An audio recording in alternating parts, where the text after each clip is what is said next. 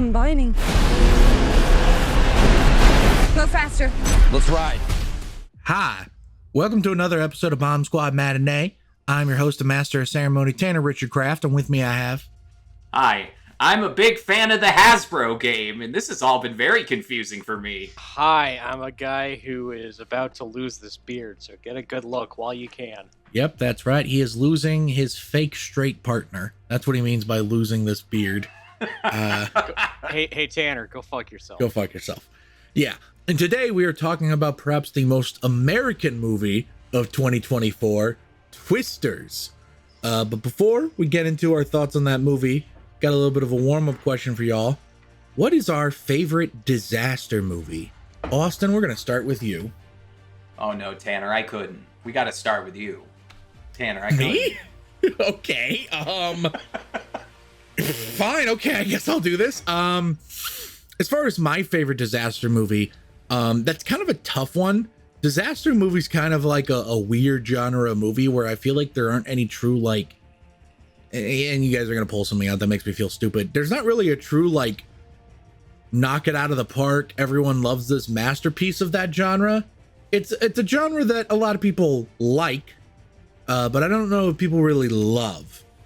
That being said, I think we can all agree that if this genre does have an auteur, that auteur's name is Roland Emmerich. Yeah. And on that vein, I think if I have to pick my favorite disaster movie where like a disaster happens and crazy disastrous things are happening, it will be a Roland Emmerich movie. And naturally, you might think I'm about to say Independence Day, but I'm not. I consider Independence Day an action movie. That's fair. That's actually fair. My actual answer to this question is, I'm not even sure if I would call this a good movie, but if you want to watch a movie where disastrous things are happening and you're having a lot of fun with it, I think 2012 is actually a really fun movie to watch. Mm-hmm. Again, I would hesitate to call it good, but God, is it fun. Mm-hmm. The entire cast is all doing like crazy wackadoodle things. I love John Cusack. I love Woody Harrelson playing what I can only assume his actual personality is like. I like isn't that like the stepdad character like played by like a well-known director? Yeah, the stepdad is played by the director of Spotlight. Oh yeah, that's Tom right. McCarthy. What? Very funny, silly thing. Maybe the first movie I ever remember seeing Chiwetel Ejiofor in. Danny Glover plays the president. That's kind of fun. There are Russian mob bosses. That's always fun when a movie has that. And then the most insane fucking things happen ever. California sinks into the bottom of the ocean. Yellowstone blows up half the country. By the end of the movie, the entire world is underwater except, inexplicably for some reason, Africa. I don't know why that's funny. I remember as a kid thinking, wow, that says something powerful. And as an adult, I'm thinking, wow, what does that mean? Birthplace What are of they civilization. Also I surprisingly buoyant. Yep. But it's a lot of fun. Crazy things happen. And then they're all on boats at the end. The whole movie ends with them on boats. That's great. 2012 is a very fun movie that I greatly enjoy. Now, Austin, now you have to answer, motherfucker. Well, if you insist. Now, gentlemen, I'm no stranger to admitting when I am licked. Go ask my cats. Disaster movies and me were like Jesus and Republican politicians. Much as I could talk about them, we've had virtually zero contact. But when I saw this question on today's agenda, I drew a mental blank half the size of Texas and had to look up lists about which of these suckers people actually consider to be the best. And as I scrolled through, I found a laundry list of motion pictures that I have spent years categorizing in my mind under, oh yeah, I've been meaning to see that. The fucking Poseidon Adventure, The Towering Inferno, Titanic. I haven't seen Titanic all the way through. I realized that in my adult life of being a damn near daily movie watcher, I might have actually only seen about one of these things. And I'm sorry to admit, boys, but that lucky duck goes by the name of Moonfall. Another Roland Emmerich movie! Another Roland Emmerich movie! Did you see my face in the lead up to your answer? I thought we were all going all Moonfall on this episode. Moonfall is like the best movie I've ever seen, where half of it is CGI, yet inexplicably the CGI looks intentionally designed to look like shitty miniatures. Mm-hmm. Agreed. And for anybody who doesn't remember Moonfall or just flat out didn't see it, here's the scoop. Moonfall was the latest outing from German-born director Roland Emmerich, a man who's made disaster movies like The Day After Tomorrow, 2012, the one Tanner mentioned, as well as disastrous movies like 10,000 BC, Independence Day Resurgence, and the financing of Moonfall is a really fascinating thing.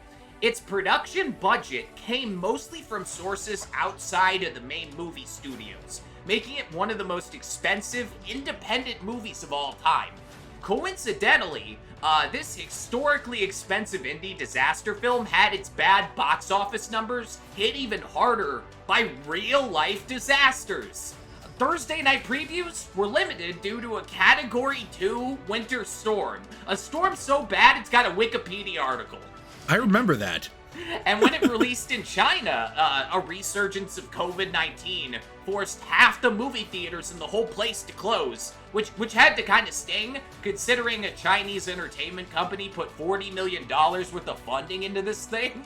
But while the pool of independent funding didn't work out for, the investors, it did allow Roland Emmerich to retain total creative control over the finished product. And holy shit, fellas, believe me when I say, this was the cinematic equivalent of doing peyote at a demolition site.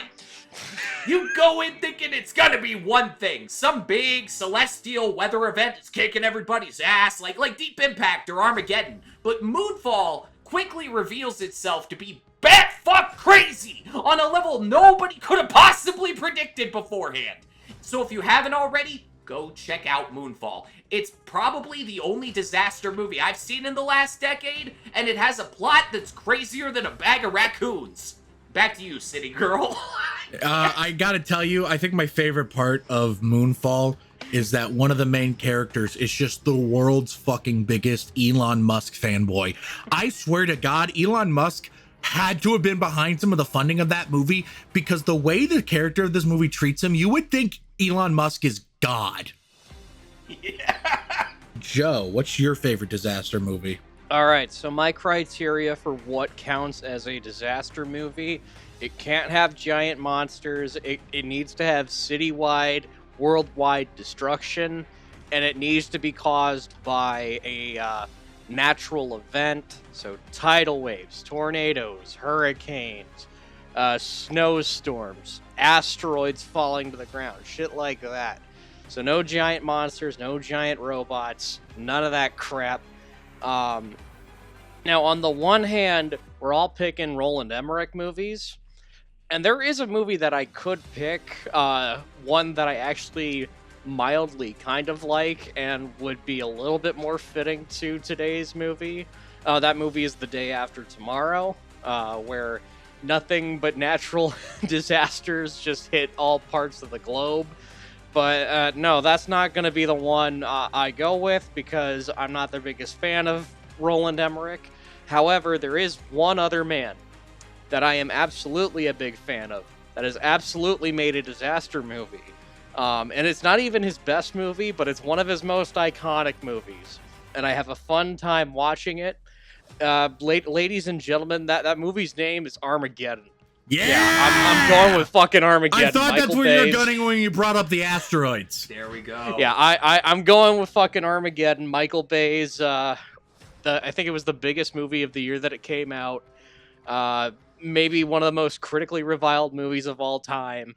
So reviled that even Ben Affleck pokes fun at it on the commentary track. It's very funny. If you want a good time, watch Armageddon with the Ben Affleck commentary track. Absolute dog shit movie. And yet I have an absolute fun time watching it. Like, Michael Bay, say what you want about his movies, say what you want about the man himself, but that man knows how to shoot action like no other, and he can absolutely shoot the hell out of disaster scenes. Mhm. That opening just avalanche of fucking asteroids hitting the town, absolutely incredible, especially for the time, 1998.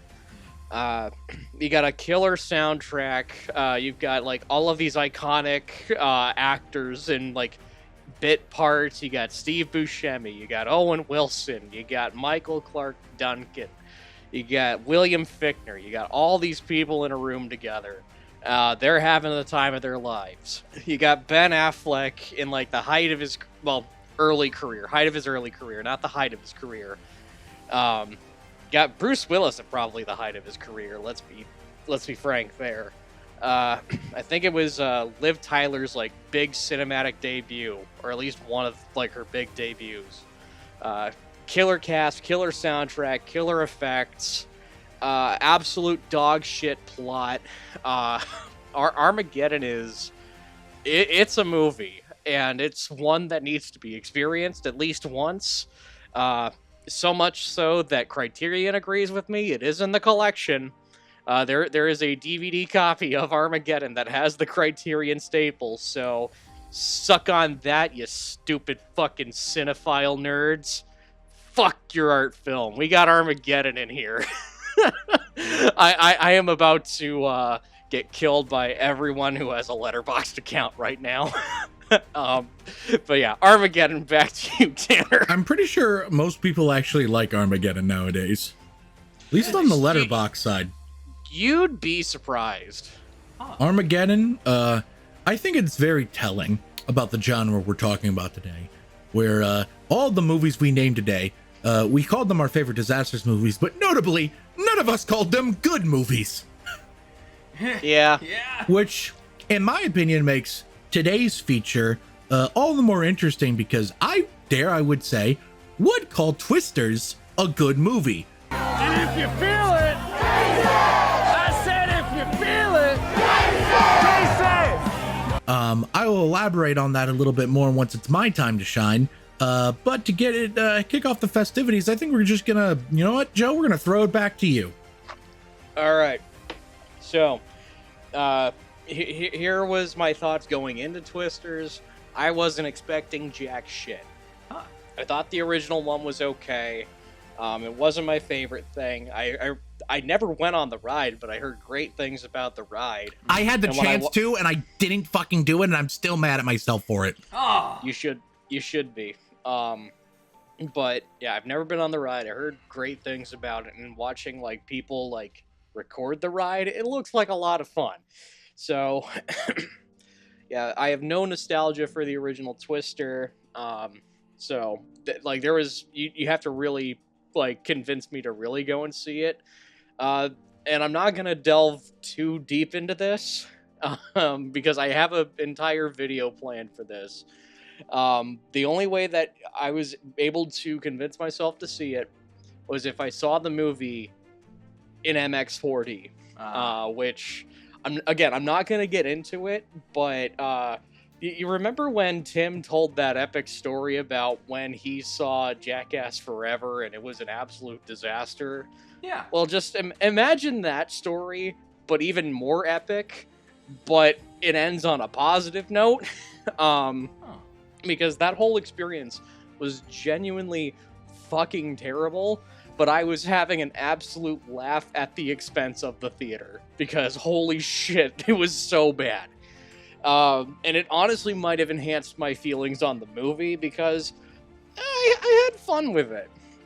I had a lot of fun with it. It is the most 1998 Michael Bay movie that Michael Bay never directed. The immediate scene that I think about when I make this quote is they're at the rodeo and the big hurricane hits and they run into the motel and you've got the couple arguing with the guy running the hotel behind the desk. Those characters feel like they were ripped like directly out of a Michael Bay movie. It was very cool to see characters like that in a movie again. But yeah, very much a movie that felt like it was made in a bygone era, but done a lot better. Performances, pretty solid. Glenn Powell, I think, was born to be a movie star. That man is endlessly charming. I really loved him in this. Glenn Powell heads for life. Though it's still not his best performance. His best performance is in Spy Kids 3D Game Over. Watch that on Edibles. Great time. What the fuck? I think this movie got me on the Daisy Edgar Jones train because she's very fun in it. She does an Owen Wilson impression at one point, and it's very funny. Wow. Yeah, exactly. Where they're like, you could be on our YouTube channel if you're lucky. She goes, wow. Like in the exact Owen Wilson voice. I saw it today. But yeah, no, I think I'm finally on board with, okay, yeah, she is a pretty good actress, because she's a lot of fun in this. The effects were pretty fucking solid, for the most part. There's definitely, like, noticeably fake effects, but they did not skimp out on the effects budget. That's clearly where all the money went to. And it looks pretty good. Mm-hmm. Overall, I can't go as far as to say the story is Shakespearean, but I don't think the story is even trying to be Shakespearean, and, you know, I can admire when a movie knows its place, knows what lane it needs to be in, and it just stays in that lane, and it does whatever it needs to do really well. Very fun time at the movies. Definitely see it on a big screen. Back to you, Tanner. Yeah, 100%. It's definitely a big screen experience, and I'll elaborate more on I also saw it in 40X. Matter of fact, I saw it in 40X at the exact same theater, the exact showtime before Joe did. Huh. But Austin, the one person in here that did not see it in 40X. So, well, we're gonna get more of a baseline opinion about this movie. What'd you think of it? Well, gentlemen, I'm proud to be talking with you about yet another movie where James Cameron came up with the title. The fucking dollar sign. You know? Yeah, dollar sign alien. Yeah, dollar sign tornadoes. You know, I actually think I'm the only person on the planet who likes the original Twister more than this. And that's not to say that this movie wasn't like a really fun thrill ride. I just reckon that Jan de Bont had better action director muscles following the making of Speed than Lee Isaac Chung had after, you know, Minari and that one episode of The Mandalorian. This movie made some really great decisions, like filming on location in Oklahoma, choosing to shoot on 35mm, and making Daisy Edgar Jones have blonde hair. Right off the bat even, she looks so good.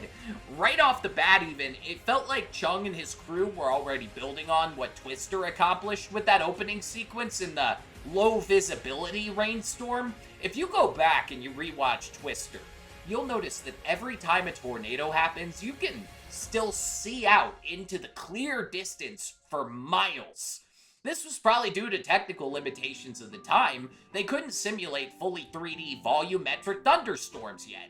And that created this really incredible opportunity to play on audience expectations. My expectations. Lots of cataclysmic shit happened in the original Twister, but all of it happened with a clear view of the distance. So when you start off this new movie with this storm where they can't see shit, that sense of newfound danger is established pretty effectively.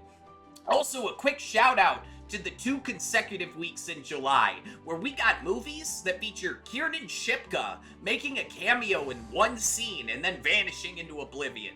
I barely recognized her in this one for some reason, so I forgot to shout like, holy shit, Don Draper's daughter just got eaten by a tornado!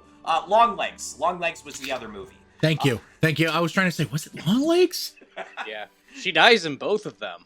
Spoiler alert for Longlegs. Oh my god, she dies in The Chilling Adventures of Sabrina too. Oh my god. No! As for like the bulk of this movie, it was a lot of stuff I liked, with the occasional appearance of stuff I thought could have been better. We're talking really solid, like 6 to 7 out of 10 territory. Daisy Edgar Jones did a respectable job. Glenn Powell was fucking excellent. I thought Anthony Ramos was miscast. I really didn't buy his whole, like, post-military businessman transformation, and I think his part could have been stronger if there was a more pronounced internal conflict between, like, the successful capitalist and the bleeding hard Oklahoma-born storm chaser sides of his personality. Also, talking about action set pieces, I think the old Twister succeeded more than this with how it defined and then escalated danger. The old Twister was all about this crew trying to drop a barrel full of sensors in the path of an oncoming tornado without getting sucked up into the vortex, and the climax of that movie is our two leads not only seeing the sensors finally fly up into the tornado, but due to unthinkable circumstances, they get to witness it from inside the huge tornado. It is a brilliant payoff. I did not see it coming. It owns. Meanwhile, in the first act of this movie, the fucking Tyler Owens gang drives inside a tornado and shoots fireworks up its ass for YouTube likes. This movie tries to, like, jack up the stakes after that with stuff like twin tornadoes and fire tornadoes. But you just can't override that fundamental sin of trivializing physically going inside of a tornado. Overall, I gotta say, this movie kind of lives in the same neighborhood as, like, Avatar 1, Avatar 2, or stuff like Gravity. I think you could make the argument that the fidelity of your theater or home entertainment system correlates 1-to-1 with exactly how enjoyable Twisters ends up being. I chose to watch this at a Dolby Cinema instead of 4DX like you fucking geniuses, and that's gonna haunt me a little bit for the rest of my life. But in the realm of movies that are more so theatrical experiences than like capital C cinema per se, Twisters does a decent job of pretending to have a compelling plot. Mostly by taking the archetypal story structure from every single Hallmark movie that's ever been made. Country girl comes back home from the big city and finds herself. And then mixing it in with ILM's latest and greatest Houdini simulations. It's no Top Gun Maverick, it's no Fury Road. It's more like Tron Legacy or Dr. Sleep. Save for Mark Kermode, I think most people who encounter this would probably describe the experience as exhilarating. And the movie itself as, you know, serviceable. Yeah, back to you, City Girl. Thank you. All good points being raised. I think I like this as much as I like the first Twister. I think they're both equally good movies that are strong in different categories. Which actually segue, I'm going to start off with my one negative thing about the movie. My one big negative about the movie. The thing about the first movie that works so well is that at its core, it is a movie about Bill Paxton's character and Helen Hunt's character falling in love again and saving their marriage. It is the heart of that movie. It is the most crucial part of that movie. It is part of what makes that movie work so well. The new Twisters has the prestige of a love triangle without any real play or execution of that. The romance, despite the tension being off the fucking charts, never really pays off. This culminates in Glenn Powell fucking drilling his truck into the airport pickup lane, which, by the way, that has to be like 5 felonies. He's going to prison. To chase after her and stop her in the airport. And then they just kind of look at each other, and then a weather report comes on, and he's like, all right, let's go. Fuck you! They should have fucking kissed! Fuck, and you know, the worst part is, they filmed them kissing! Yep. But then, Mr. fucking 77-year-old Steven Spielberg, fucking, his dad got cucked when he was 17, and now that has to be all of ours problems for the rest of our life. Oh my God. Decided, the romance is cliche. The romance is cliche. Fuck you, Steven. Go to therapy. What the hell? Fuck. Austin's reaction is killing me here. I can't remember the last time he's laughed so hard. Jesus fucking Christ. Excellent points. With that being out of the way, I also agree with you guys that Anthony Ramos is not the strongest in this movie. I think he's a stellar actor. And at some point halfway through the movie, I decided to somehow retcon it as this is the son of his character from the last Transformers movie, which made it funnier to me. Whoa. This isn't like, this is headcanon. This is all in my head. This is not real. But that Transformers movie is so fucking funny when it ends with like oh, I guess that's John Turturro's character from the other movies, but as a young guy. Then he hands Anthony Ramos a business card and turns it over, and it's the goddamn G.I. Joe logo. And that movie didn't make much money, so that's probably never gonna happen. But Twisters, other than those two things, is actually a fantastic time. All the set pieces are, in my opinion, incredible. And let me tell you, boy, is it fucking enhanced by being in 4D. Joe will elaborate on this in his video, but him and I had very different experiences in 4DX, and I think part of the reason why is that Joe's experience was somehow fucked up by the sync being off. While my that's part of it. That is 100%. I know that's part of it. But I was 100% enhanced for all the good reasons. The sheets hustling and bustling. All the wind being blown around, the fucking things in the corners of the room that were basically simulating lightning flashes were all very cool and enhanced the movie 100%. And I felt like this was the way, you know, some people say, you know, The Dark Knight was the movie that showed why you should watch things in IMAX. Avatar was the movie that showed why you should watch things in 3D. Twisters is the movie that showed me you should watch things in 4DX. With the caveat being, there are maybe a dozen movies in existence where watching it in this format makes sense. I couldn't imagine watching a superhero movie like this. That would feel weird and distracting, but a disaster movie is perfect. Yeah. Perfect for this. 100% the way a movie like this was meant to be seen. We all agree Glenn Powell is the fucking man. That man was put on Earth to be a fucking movie star. God bless him. He has all the chops. He's so charismatic, and his line deliveries are always just so perfect. Daisy Edgar Jones, also great in this. I've loved her in everything I've seen her in. And I think the chemistry between her and Glenn Powell is perfect. Our future Superman, David Corenswet, plays an amazing douchebag. Ooh. Just a great douchebag, if you ask me. And it was very funny when I realized, oh my god, that's Superman. Again, it's like his character in that movie is very much a Michael Bay character. You would see that kind of bureaucratic asshole in a Michael Bay movie. Yeah. I just need to get it out of the way. Speaking of that character, did Anthony Ramos leave him out to die? I think he did. And I'm okay with that. Everyone in this movie's going to prison.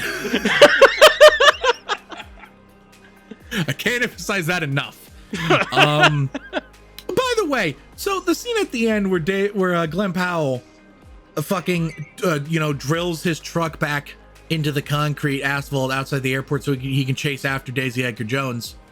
I just realized, wasn't that truck fucking destroyed in the previous third act climax?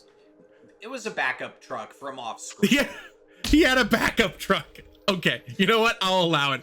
Austin, you looked ready for this comment. You were like, I'm prepared. Hey, Tanner, the answer to that question, it's Twisters. You know what? That's a great point. The scene that I thought was my favorite was the Twister scene right after the rodeo. That was when I think it just fucking peaked for me. Mm-hmm. There were attempts to make it better, like with the fire tornado or whatever. But for me, just nothing quite topped how awesome it felt. Just how terrifying it was in that rodeo scene, because I had myself convinced that, oh my god, what if one of these characters die? And then like a character does die. Those two kids get in the truck, one of them being played by Bill Paxton's son, and they just get fucking sucked away. Mm-hmm. And then the hotel manager dies. We'll get into, yeah, no, that was so funny when they kept being like, it's never a tornado. I've never wanted someone to get sucked up more. Yeah. Though that being said, the third act was also really engaging, and I'll actually have something to say about that third act when we get into general discussion. But before we do that, we're going to take a brief commercial break. Welcome back from that ad break for another ad. You see that thing right there? That's a movie palette. Basically takes the primary color of every frame of the movie, slices up into these little vertical chunks, puts it on a roll, puts it on an excellent palette for you to display in your home. You can go to moviepalette.com and order one of your own of the first Twister, maybe the new Twisters if it's on there yet, or any other movie you want. And before you buy that, at checkout, enter the code SQUAD15 to save 15% on your order. All right. So, in the third act, you might remember that as the tornado is descending upon the town, they all file in to a movie theater, right? Right, And that's where like a bulk of the climax takes place. As they're in the movie theater, one of the characters looks at the tornado that is about to come and hit them and says, "This movie theater can't handle what's coming." And to that I say, why wasn't that in every fucking trailer? That is a failure of marketing. Are you serious? Every trailer for this goddamn movie should have ended with, "This theater can't handle what's coming." It would have made $17 billion worldwide. Yeah, it would be up there with Deadpool and Wolverine if they like put that like at the end of like every Deadpool and Wolverine would have bombed if they did that in the trailers, because the theaters would have refused to clear out screenings for Deadpool and Wolverine because Twister's Mania would have overtaken the nation. This thing would have made $5 billion in Connecticut alone. It was nice having the surprise, though, because these days it often feels like you get even like a little sneak peek of the craziest set pieces in most movies. And in this one, I never saw it coming that we were going to be staring at a theater screen, on our theater screen, that then turns into the portal from hell from Casper Meets Wendy. That fucking tornado was awesome. It was a nice thing. It was like, I read someone's comment, like, it's like watching a movie about a plane crash while on a plane. I was actually kind of thrilled they kept that under wraps. But it would have been good for the marketing. At least have the line, you know? Yeah. I agree. Also, speaking of tornadoes, in general, the general look of this movie, I like to imagine that somewhere while all of this is going on, Henry Cavill Clark Kent's father, Kevin Costner, is being sucked up in one of these tornadoes. It's just like, no. This is happening off screen, I like to think. So, some little kid is like, "Please, mister, please don't jump straight into that tornado. It's 16 miles away." And he just hops in a Segway and starts going towards it. I always thought that was the dumbest shit I've ever seen, because it was like he practically was just begging to die. It was like the Soul Stone depended on it. He was like, "No, please, son. I've always wanted to die in a tornado." That scene fucking haunts me, dude. Why was he like that? Austin finally got to rant about Man of Steel. Just that one thing. Yeah, as someone that likes Man of Steel, that shit was fucking insane. I want to talk about, it's kind of like a behind-the-scenes thing that becomes a thing in the movie a little bit. I'm sure we were going to pivot to this eventually, but how'd everyone like the Helen Hunt cameo? What? or more like the distinct Helen Hunt-sized hole in this movie's universe. This whole thing. You probably read about it. Sometime between like June and October of 2020, 4 years ago now, Helen Hunt was going around pitching a Twister sequel to Universal. She wanted to direct and have Rafael Casal and David Diggs on board to write the whole thing. Part of her pitch was this emphasis on diversity. It was supposed to be the rocket science club of a historically black college, pursuing the idea of like firing rockets at a tornado, kind of like the rain rockets in the third act of this movie, I'd imagine. A team of all black and brown storm chasers. This is the quote that you see get passed around a lot. Universal must have turned the pitch down sometime in October, because in the middle of that month, Deadline released an article about how the studio wanted to make this movie about the daughter of the two leads from the original, but then by December, this was being described as a standalone sequel. So I think we could pinpoint when the bad blood happened. So now that the dust is all settled, one thing that's hard not to notice is that Universal clearly thinks certain demographics like the Twister franchise more than others. Not only is this movie about two pretty white people again, but it has a very prominent country soundtrack. Like, it's not just like that they dunked down the idea, it's that they went in the actual opposite direction. When is the last time a big Hollywood movie had a straight country soundtrack? It has been a while, but I do think that it's partially that, and it's partially the fact that they decided to double down on this rural Americana aesthetic for the movie. A lot of that has to do with the director Lee Isaac Chung being from the Midwest. Right. I also think that country music is actually becoming maybe the most popular genre of music here in America. Really?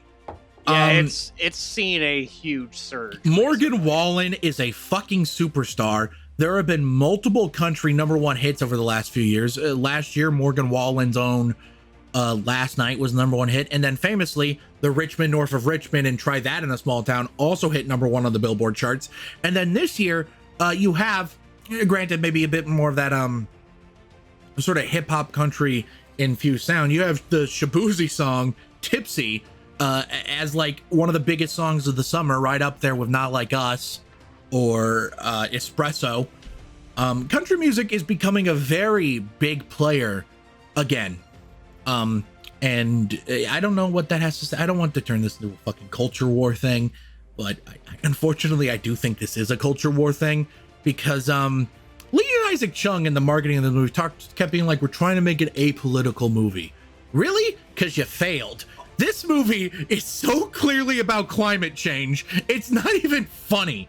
They keep talking about how there are more tornadoes than ever, and this is a once-in-a-generation weather event, and nobody knows what's causing. It's like they keep talking about climate change talking points, but then they don't say the word. Quite frankly, the whole movie kind of works as a metaphor for fracking, and the fact that 5 to 10 years ago in the state of Oklahoma, fracking was causing massive amounts of earthquakes at such a rate that has never been before seen in the state of Oklahoma. But then when the state of Oklahoma slowed down on fracking, the earthquakes went down. Whoa. I don't know if that was intentional, but that was just something I thought of when watching the movie, is how much it paralleled that fracking earthquake situation in the state of Oklahoma. Wow.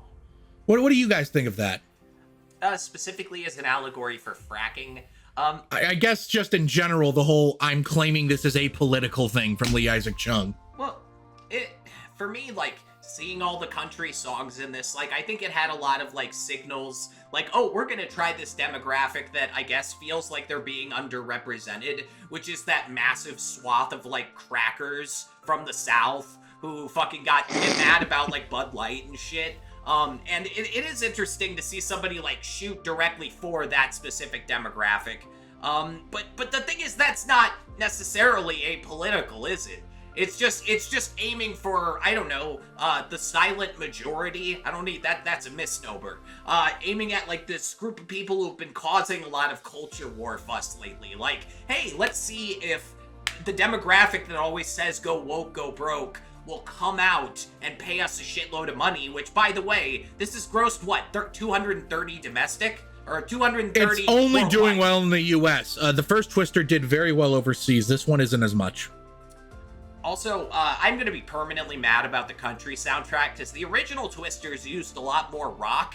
I feel like you could still, like, you know, lasso up a bunch of white people by using rock. You don't need to resort to country. You know, plus there were 2 of these country needle drops that just fucking made me want to die, okay? Fucking Boys Are Too Easy by Tanner Adele playing over the scene where Kate is trying to trick Tyler by offering him a drink and not coming back, and that fucking Lainey Wilson song about how you can't take the home out of Oklahoma. Some of this shit was ridiculous. Sorry. That's fair. I have to say, though, I find that aspect of it, it's largely aesthetics based. The main characters are fucking scientists. Mm-hmm. Yeah, everything about it is very liberal coded. Even like the redneck character comes off as like a liberal redneck type. Because he went to college, and we all know what happens when you go to college. Meanwhile, the villains, I mean, not the tornadoes, but the tornadoes are a villain. The corporate villains are, well, corporate, which is very conservative coded. It's largely aesthetics that make it appeal to that type of people, which I think shows just how fucking stupid culture war bullshit is. And I'm sorry, Joe, what were you trying to say earlier? Well, shit, you guys are making me feel bad about liking the soundtrack. I liked it too! Okay. So here's the thing, it's like, I'm not even that big a country fan at all. Like, country's just whatever to me, and I'm just like, this is fun. I like this. And honestly, like, I'm gonna go back to what I said. It feels like a movie from a bygone era.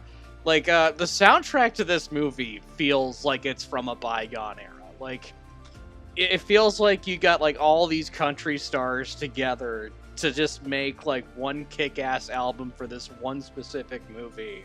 Like how you would used to get, like, soundtracks like that back in the day. So, like, your Space Jams, your fucking what's iconic sound? The Crow, which was the a very Black popular Panther soundtrack. I mean, this doesn't really support your brand, but I thought the Black Panther soundtrack was a huge deal. The Black Panther soundtrack was a huge deal.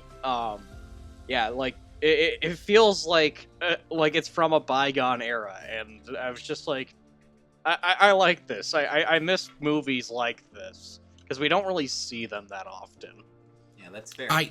It's especially interesting with specifically a country music type of soundtrack, because I feel like the last time country music was this popular in America was the 1990s. Now, more the early to mid 1990s than the late 1990s. No, the first Twisters came out in the mid 90s. Right? Yeah, it was Twisters is 95? 96? 97, I think. 97. Okay, so probably the tail end of country music dominance in the 1990s, but you know, Garth Brooks was like, other than Nirvana, maybe the most important artist in America in the 90s. Garth Brooks was a very big fucking deal. Yeah. As you can see us somewhat discuss on the I've been meaning to listen to that episode about the life and times of Chris Gaines, guest starring Joe and I. So check that out. Shout out friend of the show, Andrew Lee. Cool guy, cool friend. He has a great podcast. You should listen to it. Come back on, Andrew. Austin's been on an episode. Yeah. I think. Yeah. Yeah, he was on an episode. Absolutely. Long time ago. Can't remember. Yeah, come back. Yeah, it's a different show. Damn it, Tanner. Okay.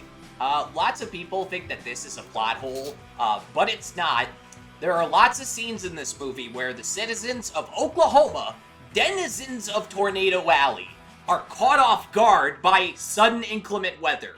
That shit's just not how it normally goes down. There would be so many dads with weather apps standing around like, okay, it's time to go to the basement, an hour before the shit even began to hit the fan. But like I said, this isn't a plot hole. I figure Daisy Edgar Jones is so talented, so good at her National Weather Service job, that without her in the office, her co-workers could just barely function. The reason all this shit went down was because she wasn't at work. That's my theory. Yeah, you know, it's funny considering like her opening scene in that little room where she like correctly calls every single Twister thing, and her boss clearly trusts her opinion over everyone else in that office is kind of funny. Yeah. Which leads to like the one funny bit of 4DX for me, which is that the hardest that the wind ever fucking went was when Anthony Ramos was stirring his spoon in a glass cup. For some reason, at my 4DX reading, that is the hardest the wind blew. I have been dying every time you told that story at work. It's so absurd. I'm just sitting there. They're fucking having a coffee, and he's like, "Can I borrow the spoon?" Thought I was gonna die. All right. Since Tanner's telling a 4DX story, I'm gonna tell the one little bit about my 4DX experience that I will have on this video as well as this other video. But the motion seats, because the seats all move whenever action happens. So it's Daisy Edgar Jones and Glenn Powell. They're like, they're talking in the barn, and they're like figuring out like what to do about the Dorothy machine or whatever it's called in this movie. I know that's what it was called in the first film. But they're literally just standing in a barn talking, like no action's going on. There's no tornadoes in the background.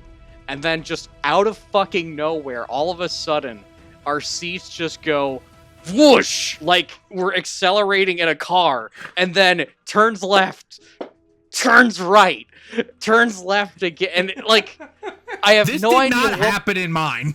It happened in mine, and we were all thrown off by it. But I'll say this too. It's like the one thing that was very fun about the whole experience was the audience was in on just how much of a piece of shit experience the whole thing was. We were all having a good time. Excellent. You want to talk about piece of shit experience? I'll just get right into it. While I did enjoy my time at 4DX, and Joe knows exactly how this made me feel because he saw me right as I walked out of the theater. Yeah. This had by far the most disgusting, awful piece of shit theater patrons I have ever had the shame of sitting near. These people, this guy this fucking asshole with his fucking bullshit ass toupee, veneers, polo shirt way too tight for his body, and fake spray tan, kept recording shit with his phone, both on selfie and of the screen.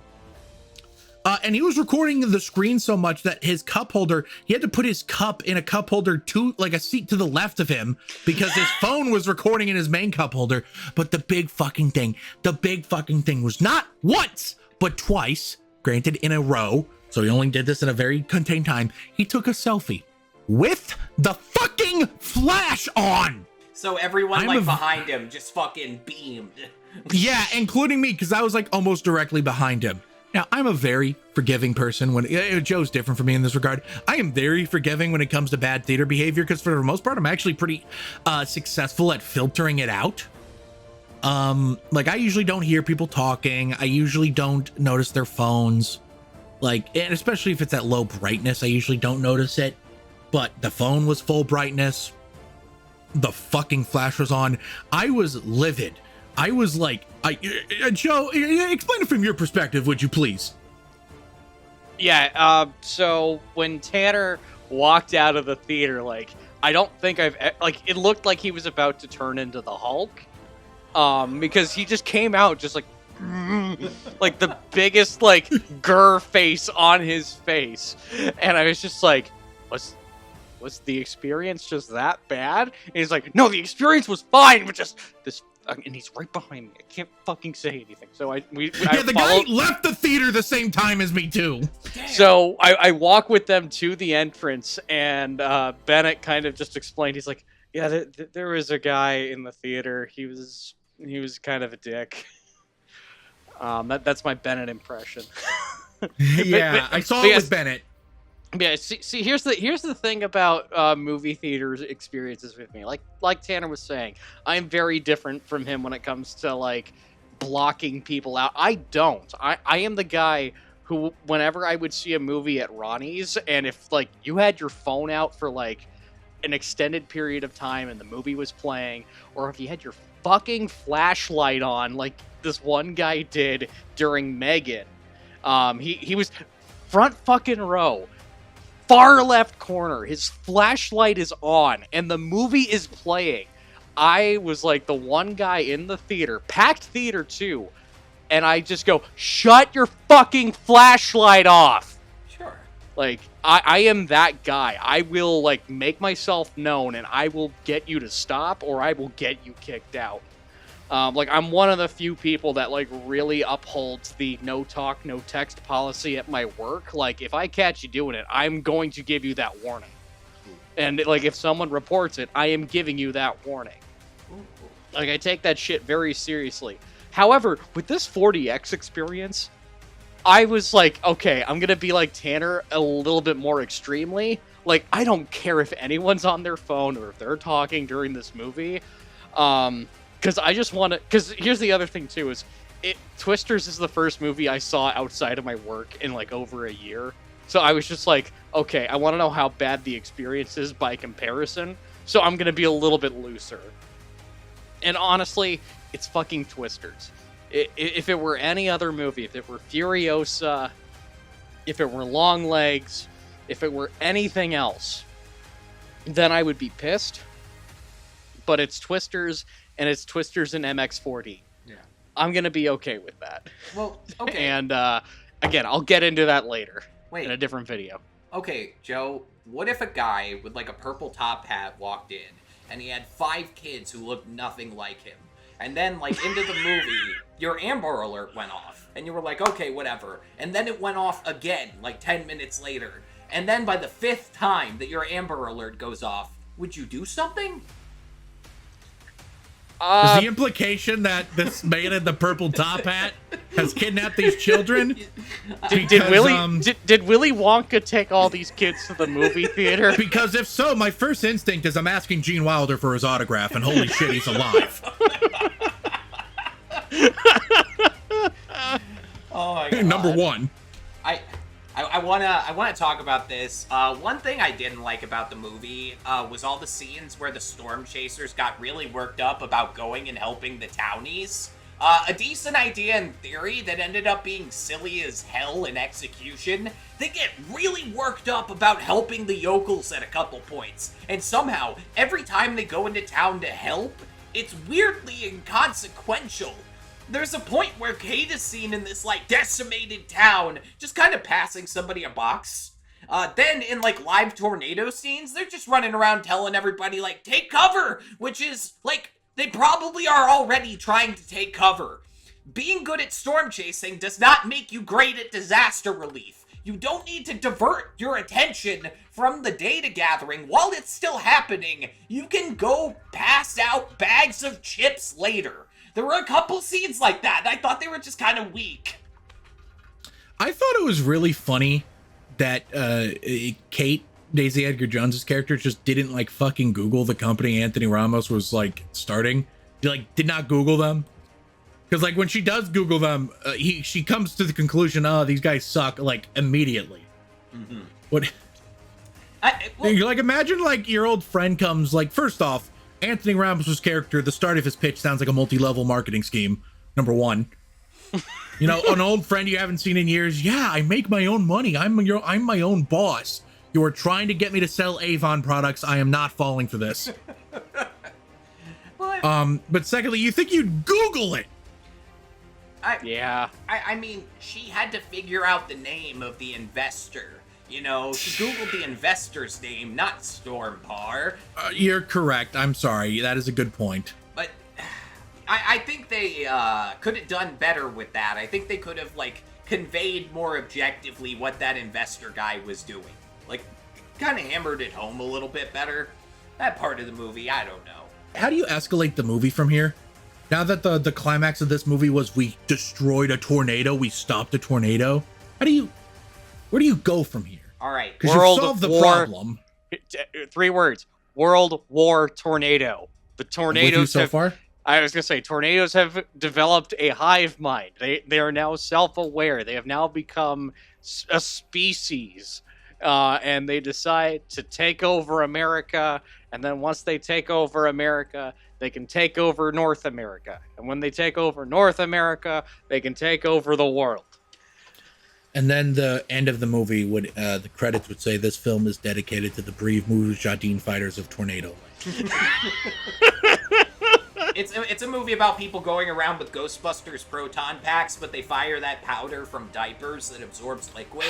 Like, you need one guy who fires the rain rocket and one guy who fires the proton pack. And they're trying to kill this whole species of malevolent tornadoes that are sentient. That sounds like what a Ghostbusters movie would be now. Remember when Ghostbusters movies were comedies? I do, yeah. I miss those days. What happened? 2016 was a comedy. Yeah. Yeah. It technically was. Sometimes. You just gotta be careful when you lean on improv too much. It's incredible you can get a bunch of talented people together, but if you don't have, like, you know, if you don't have that X factor, the whole improv movie can come out to be shit. You know? Hear me out. Ghostbusters 2016, but Chris Hemsworth's character is replaced with his character from Furiosa. I would see that. Amen. All right.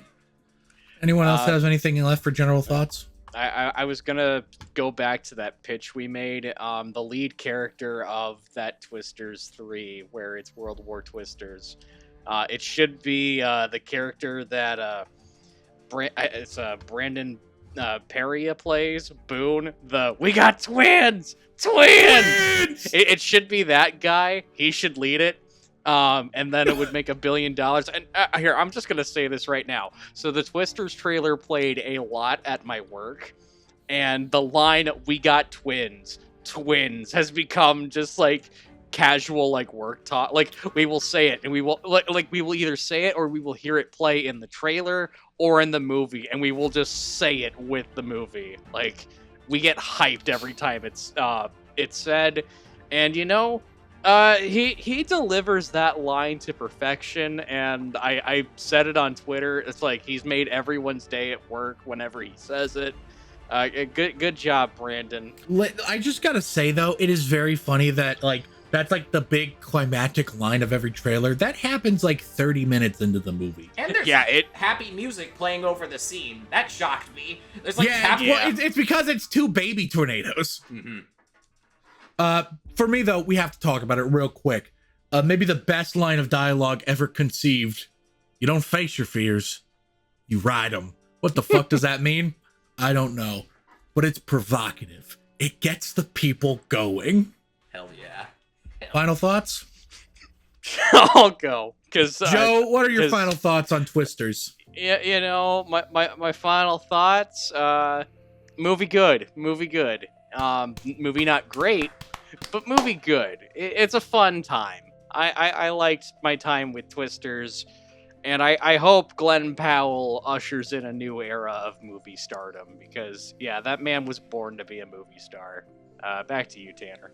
All right, Austin, lock it and go. Twister. Why, I hardly even know her. Yeah, decent, respectable popcorn movie. I hope they do a 4DX re-release someday. This movie is apparently the 4DX equivalent of Interstellar on 70mm IMAX film. Yeah, I'll be at the front of the fucking line with you, Tanner, and you, Joe, and that guy who sat in front of you, Tanner. That's my dad. No! I have some bad news. There was a 4DX re-release. It might have already happened, but it might be at the end of this month. I need to check. Hell yeah. Twisters is a great time at the movie theater. If you are somehow lucky enough to have a chance to see it in 4DX, I can't encourage you more, as that is the format this movie was fucking designed to be seen in.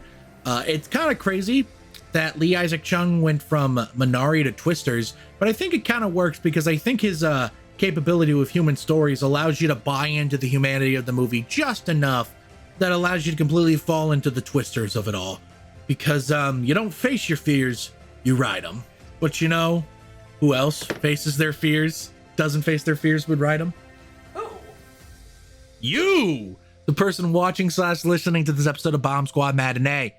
Thank you so much for watching / listening. If you're listening to this episode, thank you very much for listening. We really appreciate it. How about you go ahead and leave us a review? It boosts us in the algorithm or something. I don't know. I just ride my fears. And how about you mosey on down over to our Patreon and throw a couple bucks our way? We will hopefully be launching a commentary track this month at the $5 tier, but at the $10 tier, you get a shout out. Jason Secord, thank you once again for your continued support. And Tanya Kraft, my mother, thank you also for your continued support. We appreciate it.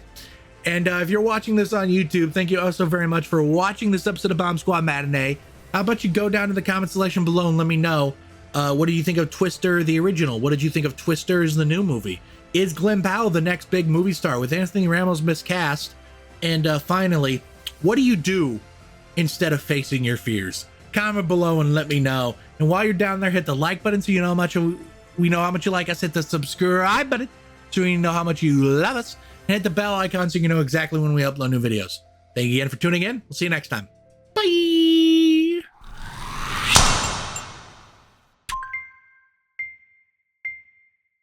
Just slid my ticket across the table and I said, "Sorry guys, I gotta see about a girl."